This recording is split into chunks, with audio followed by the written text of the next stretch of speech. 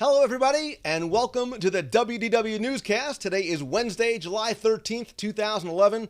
I am Lou Mongello, host of WDW Radio and author of the Walt Disney World trivia books, the audio tours of Walt Disney World, publisher of Celebrations Magazine, and lots of other good stuff. Before we get started this week, I want to tell you a quick little story. This past weekend, I was actually in Walt Disney World, and I was touring the parks with Robert Scoble. You may know him as Scobleizer on Twitter, and yes, I'm name dropping, but there's a reason behind it, because as we toured the parks, he did an audio interview with me, and we talked about the best ways to plan for a Walt Disney World vacation. And you know what I told him? I said, Robert, my friend, and I put my hand on his very tall shoulder, and I said, touringplans.com is not only the sponsor of this week's newscast, but the best way to prepare for your Walt Disney World vacation. We then did a video interview about mobile devices, and he asked me what I had on my iPhone, and I'll link it up in the show notes for this week. And I resisted the urge to talk about my new Walt Disney World Trivia iPhone app with more than 750 questions. Instead, the first thing I told him was to download Lines, an extension of the touringplans.com website. It's the great way to maximize your time before you get to the parks and while you're in the parks, and to use it while you're there to find out crowd calendars and wait times and all of the kind of good stuff. And of course, check it out over at touringplans.com. Again, they are the sponsor for this week's newscast. Anyway, let us get into this week's news, because there is a lot to cover. And the first thing I want to talk about is something that has been the topic of a lot of conversation on the forums and on Twitter and on Facebook this week.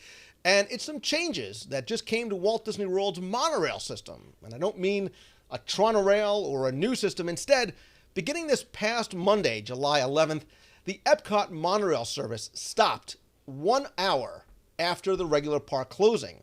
And in just a couple of weeks, starting October 1st, 2011, the Magic Kingdom monorail is going to stop operation 1 hour after regular park closing. And what that means in both cases is that the monorail is not going to be able to bring guests back to their hotels after extra magic hours. Now, guests instead are going to be transported by bus and boats, obviously, from the Magic Kingdom. You can take a boat back to the Poly, the Grand Floridian, Wilderness Lodge, wherever it might be.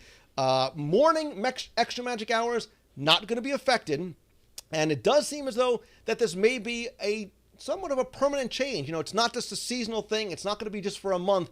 There is no sort of end date for this. So the big question that you're asking in the chat room, I've been asked on Twitter and Facebook and Google Plus, is why? Why are they doing this? Why are they cutting the service for the extra magic hours? Why are you now making resort guests have to take a different mode of transportation? So if you're now staying in Bay Lake Tower, you don't have the monorail service back. You can take the bus, but you now can or should have to walk back. It's an interesting question, and I don't have the answer. A lot of people are sort of asking, how this is going to affect the thing. Again, there is ways to get back. You do have the bus. You do have watercraft where available, but no monorail service. So I'm playing devil's advocate here and asking the question, which is, depending on why they're doing this, if you want the monorail system to be well maintained, to be repaired, to be potentially upgraded, there is going to be necessary downtime. And is that what this affords them? Does this afford them a little bit of downtime to do some of those things or make some changes? Is it just a cost-cutting measure? Is it cost-cutting for the monorail service, for the cast members to run the monorail? And more importantly, how do you feel about it? As somebody who goes to evening extra magic hours, I love 3 a.m., by the way, all the time. Certainly at the end of a long day, you look forward to sort of hopping on the monorail, although I do like the watercraft. I guess it's sort of not the point. Why do you think this is happening? And does it upset you? I mean, some people online were very upset about it, feeling that, hey, I'm staying in one of these monorail resorts for a reason. Why do I not get the monorail service to go back after extra magic hours? Some people are saying, hey, look, if I pay the money, I want the monorail. Other people are saying, hey, I like taking a boat to the Grand Floridian or to Wilderness Lodge, whatever it might be. Somebody said, hey, I just stayed at the Grand Floridian. I could see how it might be a problem. I went to the Magic Kingdom at 1 a.m. from the Grand Floridian. What then? Well, Scott, you would obviously you could take a boat, you could take a bus, but the obvious choice is to take the watercraft across. The watercraft is still going to run for extra magic hours. Small World 1 says, hey, what about if it rains? You know, if it rains or it's bad weather outside, great point. Again, the bus service is there as an alternative. I would love to hear more about your thoughts about this, or do you feel, hey, it's not really a big deal? It doesn't affect me at all, or I don't think it's a big deal having to potentially take the bus or the watercraft. Some other quick time changes, as long as we're talking about times and things that are going on. From July 18th through the 31st, the Celebrate a Dream Come True parade in the Magic Kingdom is now going to be performed twice daily at noon and at 3:30. So now the 3 o'clock parade is now at 3:30 parade and also at noon. During that time, the Move It, Shake It, Celebrate It street party is going to be performed 3 times a day at 10 a.m., 5:30, and 7. Something else that has stirred a great deal of controversy online, and it's something that's been talked about and rumored for a long time, is that Disney is now testing. It has not been rolled out resort-wide, but they are testing a new system using the refillable mugs, and they're testing it over at the All-Star Sports. Now, as you may know, if you are staying as a resort guest on property, you can purchase a refillable mug for about $13 or $14 or so, which gives you the opportunity to pay that one price, and then during the length of your stay at your resort, you can go and use the fountain beverages or coffee or tea or whatever it might be, and then at the end of your stay, you are no longer supposed to use the mugs. Well, now the regular plastic mugs, which have become generic resort-wide, they used to be specific to each resort, they're testing out a new system, and it's actually a new bit of technology as well over at the End Zone food court. The technology is not incorporating Beverly from Club Cool. Instead, it's working with a system of RFID chips. And now the new chips will let the mug remain valid during the length of your stay, as it was meant to do, while you're at the resort. And then once it expires, you're no longer going to be able to dispense the soft drinks from the soft drink dispensers in the food court. You can get water and ice, just like any other, cup that you might bring along, but not soft drinks. The new mugs have this "Let the Memories Begin" slogan on them. They're different colors than the other mugs. And, again, it's sort of testing this idea of, sort of limiting the guest to what the mug is supposed to be used for. Now, I've also heard there is a possibility that they're also going to limit how much you can get. So, for example, you can't sit there with your mug, fill it up once, dump it into your thermos or whatever it is, your cooler, and get it again a second later. You might have to wait a few minutes before you can fill the mug up again. There's obviously a lot of questions about this. It has just been started this week. It's going to be tested. It's obviously going to be adjusted. I'm sure Disney's also going to gauge guest reaction. I've seen a lot of stuff, especially coming through on Twitter, about people who are very, very upset, talking about it penny pinching and being nickeled and dimed. Again, I'm going to sort of play devil's advocate here and say what they are doing is sort of making the mugs do what the honor system was supposed to do, which is only let you have to use that mug during your time. I get questions via email all the time saying, hey, I bought my mug last year. Can I bring it back? I'm now staying at Coronado, even though I stayed at Port Orleans. Can I use the mug? Can you? Yes. Are you supposed to? No. And now somebody in chat before said, hey, stealing is stealing, whether it is a 20-cent soft drink or whether it is a Duffy, whatever it might be. Some people are saying, look, the wait time isn't too bad. I don't like the wait part, but it's not too long. Again, we don't know if that is a hard and fast 5-minute rule. Small World 1 says, look, if people didn't abuse the system, Disney wouldn't have to be so heavy-handed. That is certainly one of the arguments I'm sure that Disney could make. Are they going to lower the price solo at Disney? I don't know how the pricing may be affected. EL Bug 10 says, hey, look, it's too bad they have to resort to it. Having to go to a system where you can't just sort of trust people. You now have to implement technology, at a beverage refilling station. If Beth in Michigan makes a great point. If they're going to do this, I love the resort-specific mugs to make them collectible. Beth, I agree. I love the resort-specific merchandise. We've seen sort of a more generic turn towards Walt Disney World or even Disney Parks merchandise. I'm a firm believer that when you stay at a resort, I sort of love having something from that resort as well. So even if it's a mug, I agree with you. So Karen Stoy says, look, I drink a lemonade pretty quickly and I want a refill. Waiting for it might make me reconsider. And I wonder, Karen, how many other people might reconsider as well. But again, this is not something that's sort of set in stone, is really sort of a hard and fast. I think it's a great opportunity for discussion on this. People are talking about, well, do I like the fact that my mug now has an RFID chip in it? Do I like the fact that Disney sort of knows what I'm doing? I don't think they're there to track how much you drink or what you're drinking or whatever it might be. But I think it is to sort of forcibly enforce the system, which really was an honor system previously. So please keep talking about this, not just here in the chat room, but come if you're watching this on the blog or on YouTube. I'd love to hear your comments and thoughts on it. Let's move on a little bit more to some other news going on. Over back in the Magic Kingdom, Tinkerbell and her fairy friends are going to appear for meet and greets starting July 28th over at, wait for it, the Adventureland Veranda. Had a lot of different meet and greets there over time. Ariel was there. Pirates have been there. Now Tinkerbell and her fairy friends are going to be there. Until that time, they'll still be over at Pixie Hollow Garden in Epcot, right by the entrance to Mouse Gear. But if you're looking to meet Tinkerbell and her friends, until they get some kind of permanent home, the Adventureland Veranda, formerly sponsored by Kiko Man, and the teriyaki burger is going to be where you could meet them as well. So, speaking of the Magic Kingdom and Fantasyland and the updates, if you've been paying attention to the Disney Parks blog, and you should, because they're releasing a lot of good stuff lately, which I like, they just released a teaser video from Walt Disney Imagineering that spotlights the under-the-sea Journey of the Little Mermaid attraction and some new concept art. And it shows you a lot of stuff behind the scenes as to how they've gone from idea to concept to blue sky to drawing to where they are now, and they are moving very quickly on construction and a monstrous show building in that new section of Fantasyland. If you paid attention to the blog, you'll notice that Disney Imagineering is creating a behind-the-scenes video on the construction that's going to show over at One Man's Dream, which is a must-do, over at Disney's Hollywood Studios. Of course, these attractions aren't going to open until sometime in 2012. Summer, fall, don't really have an opening date as well.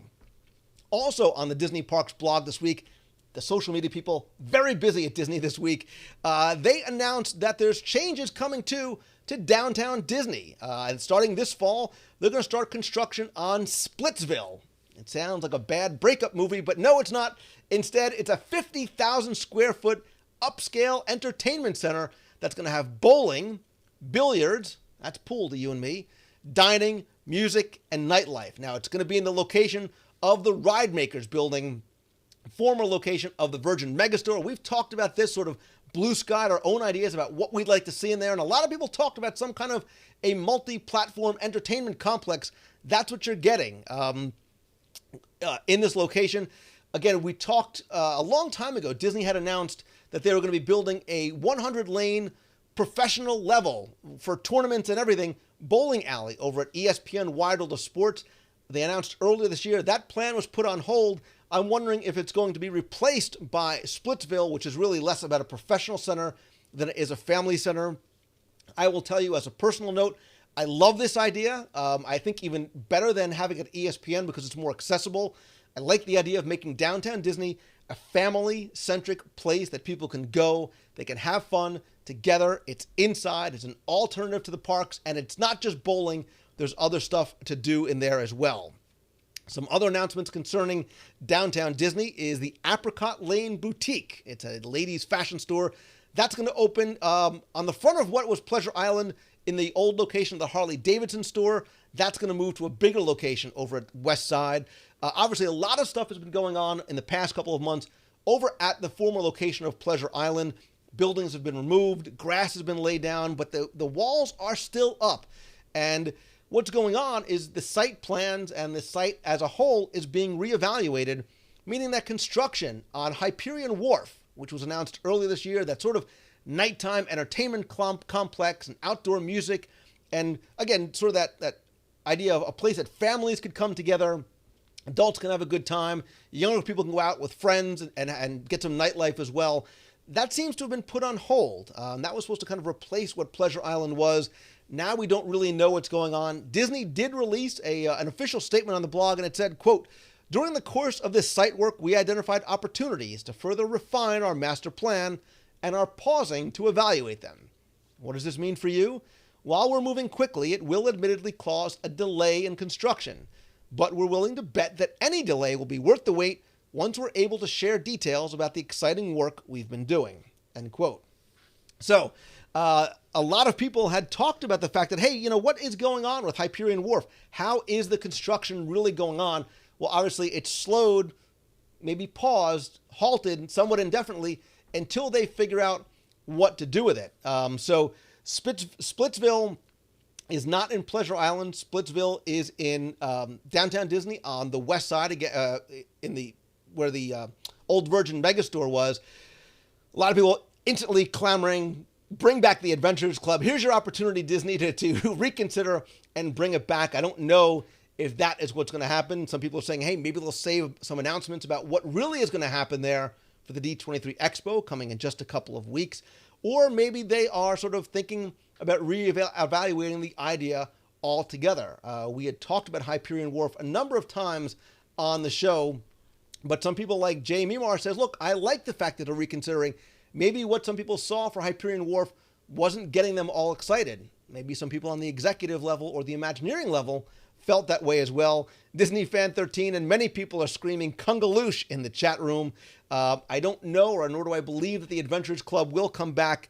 What I think could happen here or somewhere else is something more along the lines of a dinner theater type show where there'll be food served, but like a Hoop-de-Doo or a Polynesian Luau, there'll be set show times. So it's not people just coming into the Adventurers Club, plopping down on a bar stool, not eating or drinking, just sort of watching the show at no cost. If you have show times and sort of do that sort of concept like that, maybe we'll see something like that come back. So here you go. Here, viewers, listeners, people in the chat room, you've got the ability. Plans are put on hold. Let your blue sky creative concepts come out. What would you want to see come into that Pleasure Island area? You have very much of a blank slate. And Disney said, okay, we're going to reevaluate. What do you want to see there? I know many people are saying Adventurers Club. What else? Some other great idea, Muppet Dinner Theater, a Disney-themed medieval times. Stars and Moon says, bring Horizons down to downtown Disney. You may have a better chance of the Adventurers Club coming back before Horizon. Alamode said Star Wars dining. We've talked about that before as a potential for Disney's Hollywood Studios. Mickey Mouse Club, a Disney art gallery, more Muppets, outdoor waterfront beer garden, Disney 05. My suggestion for the Virgin Megastore building was what you said, a Walt Disney Museum, a sort of a Disney World Museum, possibly. They can put into a smaller venue. A lot of people talking about Star Wars, Mickey Mouse Old School, Tron Ride. Family-friendly, nightlife-heavy, themed interactive restaurant, says Nicole Ciscaretti. And Nicole, I agree with you, and I thought that's where they wanted to go. I sort of envisioned some of that, T-Rex Cafe, the Steve Schussler sort of concepts for fun, family, interactive dining from a third party coming in. But again, nobody had, I guess, at least that we know of, had committed to anything. So I'm wondering if that is going to come down. A Villains Dinner Mystery. Hey, let's go back to original sort of old school plans for that David Copperfield Magic Underground, that magic-themed restaurant that we never got either at Hollywood Studios or in downtown Disney. Lots of opportunities here. Mike 1988 says, what about a mini World of Color show? Mike, that is not a bad idea at all. Putting some sort of a show right there on the lake that you can see from Saratoga Springs. It'll bring people to downtown Disney, because that's where it is. We got to get people into the downtown Disney area to recognize that as a destination, a nighttime destination where they can go and enjoy things like we thought at Hyperion Wharf for free. You don't have to necessarily spend money on an extra ticket to bring your family of 4, 5, or 6, or even your wife or girlfriend to go and have a good time as a family or as a couple. So please come by the WDWradio.com blog. I'll put this newscast in there. I would love to hear more of your thoughts about what should happen in downtown Disney. One more bit of news that came out breaking just hours ago on the Disney Parks blog is they're announcing a new event. And if you are a Haunted Mansion fan, pay attention, because they want to know if there is room for one more. There's 999 happy haunts. Well, on September 30th, 2011, over at Disney's Contemporary Resort, Disney is going to celebrate the Haunted Mansion with the Room for One merchandise event. And here is actually the artwork released by Disney today. And Disney says, we invite you to step through the graveyard gate to the Haunted Mansion Cemetery, recreated with ghoulish delight at the resort. Here you can dine in a mist-enshrouded banquet realm hidden among the crypts. While organ music plays, restless spirits will rise to entertain you during a feast provided by our ghoulish gastronomists. Looking for somewhere to retire? Might I suggest the Ghost Gallery in the library, where you'll want to keep the supernatural in suspense by bidding on priceless first editions and other creepy keepsakes in our silent auction. Now, the Room for One event has plots that include the opportunity to pre-purchase limited edition, so it's pre-purchase, not exclusively purchase, limited edition logo products, Haunted Mansion themed collectibles, and Walt Disney World 40th anniversary collectibles, a deadly silent auction that includes a performance art lot by Noah, meet and greets with world-renowned artists such as Robert Olszewski, loves that guy, Jim Shore, Greg McCullough, and more, a cryptic conversation with our Council of Walt Disney Imagineers, as yet unnamed, ghostly dinner with haunting sounds and full-bodied entertainment, and a deadly departure gift. Can you say collectible? Don't forget to hurry back. More information, you can go to visit artofdisneyparks.com. You can request tickets through July 20th, and they're going to have more details and a sneak peek at Art of Disney Parks probably over the next couple of days. Now, pricing for the tickets, they do not mention on the blog, but if you do go over to the request ticket site, you will see the tickets are just about $285 per person. Now, that does include dinner and access to the event and sort of the ability to bid on the lot. People are in the chat room. They love the concept. It's the price that sort of is, to use a Haunted Mansion euphemism, scaring them away from potentially going. Because if you're talking about two people, you're at about $600, and it's a great night, but certainly not the least expensive one. So when we talk about people are saying, ouch, that's a lot. Alamode makes a great point. It's not crazy if it sells out, and I'm sure it will, Alamode, like the Sorcerer package at D23, which was $1,000 a ticket. Those 50 tickets sold out instantly. So there is a desire for these kind of things, and I'm wondering how many tickets they are going to sell. How exclusive of an event is this going to be, and what kind of merchandise are you going to be able to get there? Look, if you can go and bid on the Hatbox Ghost, okay, or can you buy a Doom Buggy? What kind of stuff is going to be there, or is it sort of items that are created just for that event? I'm hoping and thinking that that deadly departure gift is going to be something like they used to create for the old 999 Happy Haunts events that they used to have in Walt Disney World and Disneyland. Price point for that, the entry point there was a lot lower, but hopefully a similar kind of thing and a collectible that is really going to have a certain amount of value to it. Ray says, yeah, the merchandise better be top notch. Foolish mortals, how foolish is it to pay that much? It depends on you, your love of the mansion, and of course your budget. So very interesting to see. Would love to hear more about your thoughts about the Haunted Mansion Room for One merchandise event. Is it something that you're interested in going to? If so, is the price point too high? Is it too high for you to go? Or is, as you start to learn about what is going to be there, is the price point just right to sort of keep it limited and make it a truly exclusive event? Couple of quick reminders before we end this newscast, because I know we're running long. Don't forget about the Box People logo contest. If you are watching, you are in the box, you are in the computer, so you are a Box People. We're having a logo contest. Want you to give you a chance to design our logo. You have until Wednesday night at July 27th to email me, at contest@wdwradio.com. You can submit more than one logo if you like. It does need to be a graphic. You can't just sort of describe the logo. You got to send the graphic to us.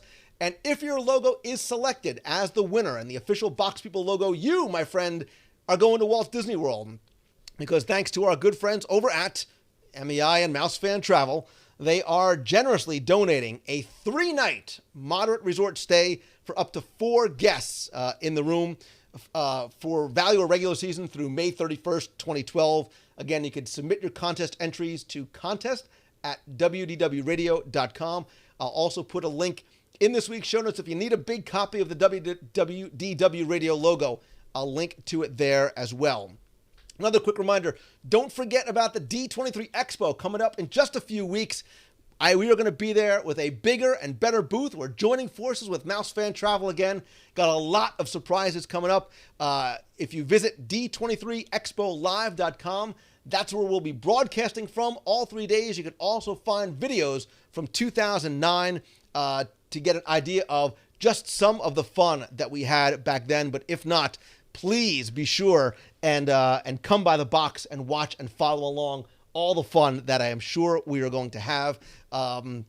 If you are going to be out there too, please come by the booth and we'll probably be doing some meetups and stuff afterwards. I definitely want to go out to Trader Sam's one night, so come by the booth and say hi.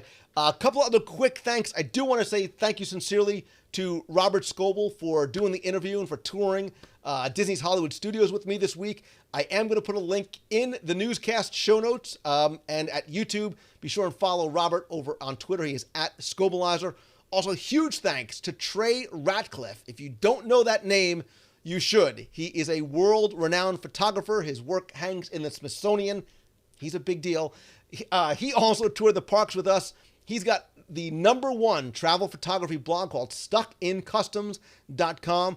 I'm going to put a link in the show notes to a Tower of Terror photo that he took behind the ropes in the lobby, which is the most beautiful, amazing thing, and the rest of his Disney work as well. You can definitely follow him over on Twitter too. He is Trey Ratcliffe, TreyRatcliff.com. That's going to do it. Don't forget to come by, leave your comments in the show notes at WDW Radio or comment on YouTube. Come back every Wednesday night, 7:30 p.m. Eastern at WDWNewscast.com. Follow me on Twitter. I am at Lou Mongello. Come by Facebook. It's facebook.com/WW Radio. Come to LouMongello.com. All kinds of stuff going on. Not enough time to do it. And please, if you like the show, come by, rate, review the show and the iPhone apps over in iTunes. That is going to do it. Thank you so much, Box People Nation. I love you guys. I look forward to seeing or meeting you for the first time, either at D23 or in the box. We are going to have a blast, I promise you. Thank you guys so very much for watching. Thanks again to our sponsors, touringplans.com, for sponsoring this episode of the newscast. So until next time, good night and have a pleasant tomorrow.